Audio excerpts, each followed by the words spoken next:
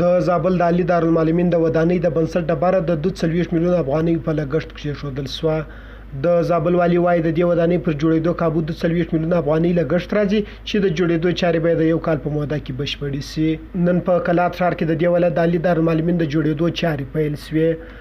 د زابل والي رحمت الله یرمل وایي پر دې ودانۍ چې په 3 پوړونو کې جوړیږي شاوخوا 42 میلیونه افغانۍ لګښت راځي چې د ښار جوړونې وزارت لخوا ورکول کیږي. یرمل زیاتوي چې د دې ودانۍ کار د یو کال په موده کې پای ته رسیږي چې ورسره د دې ولایت لسګونه کارګرو ته د کار کولو زمینه هم برابریږي.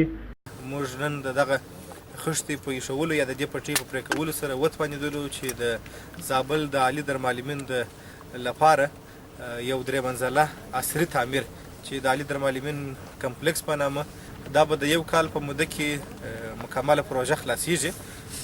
د تقریبا 1.9 میلیون افغانۍ په ارزښت باندې د ښارسازۍ وزارت لخوا څخه تمویلیږي. دا 3 منزله تعمیر دی، تقریبا 48 اتاقه دي. د پوهنې رئیس نصرالله زاهد وایي چې وړاندې د دارالمعلمین محصلین په کرایي کورونو کې زده کړې کولې چې د دې ودانۍ په رغېدو سره به یې یادې ستونزې حل شي. زاهد وایي د دې ودانۍ ترڅنګ په مرکز کلات او ولسوالۍ کې د 15 ښوونځیو د ودانۍ د جوړېدو کارونه هم دوام لري چې تر بشپړېدو وروسته به یې ګټې اخیستنې ته وسپارل شي. څنګه تاسو په جریان کې زابل عالي دارالمعلمین له کلونو راپدې خو محصلین په کرایي کورونو په زده کړو باندې مصروف وو، هغه اسانتیاوې چې باید درلودلې متاسفانه لا اوس برخمن نه وو. د نن ورځې تعمیر د ډبرې ایښودلو په سره به انشاءالله ټول زابلي محصلین ته هغه څوک چې دارالمعلمین ته کې به زموږ خویندې ورونه هغه اسانتیاوې چې په نور ولایتونو کې موجود دي دوی لپاره هم فراهم شي او تر ډېره حده به د دوی ستونزه حل شي. زابل د معارف ریاست له لوري به پیل لپاره په زابل کې د 15 په شاوخوا کې تعمیراتو پروژې په کار لاندې چې هغه په ولسوالۍ او مرکز کلات کې دي. پر همدې مهال د زابل د ولایتي شورا مرستیال اسدالله کاکړ د بیا رغونې په ځانګړي ډول د تعلیمي مرکزونو لپاره د اسانتیاو پر برابرولو خوښي ښیي او زیاتوي چې د دې ودانۍ په جوړېدو سره به د عالي دارالمعلمین د زده کوونکو لپاره ښه درسي چاپیریال برابر شي.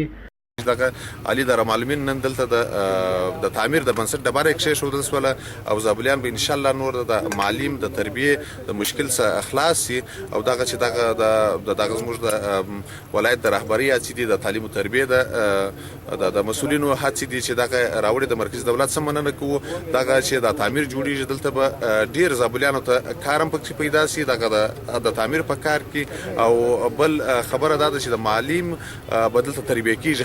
بلخوا زابلي ځوانان د عالي دارالمعلمین لپاره د نوې ودانۍ د کار په پیلېدو خوښ دي او زیاتوي چې وړاندې د ځای د نشتوالي او سم درسي چاپیریال کموالي سره مخ وو چې اوس به یې دغه ستونزه حل شي.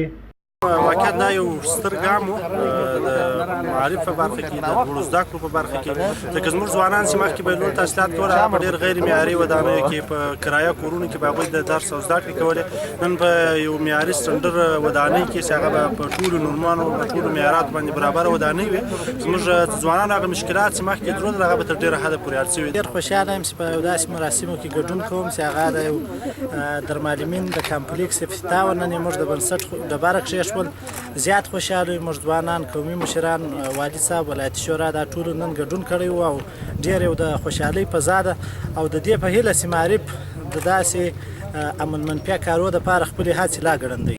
د زابل د عالي دارالمعلمین د بنسټ ډبره په داسې حال کې ایښودل کېږي چې د دې ولایت د پوهنې ریاست د مسؤلینو په وینا غواړي د تړلو ښوونځیو د پرانیستلو ترڅنګ په مرکز او ولسوالیو کې د ښوونځیو لپاره ودانۍ هم ورغوي او زده کوونکو ته سالم درسي چاپیریال برابر کړي.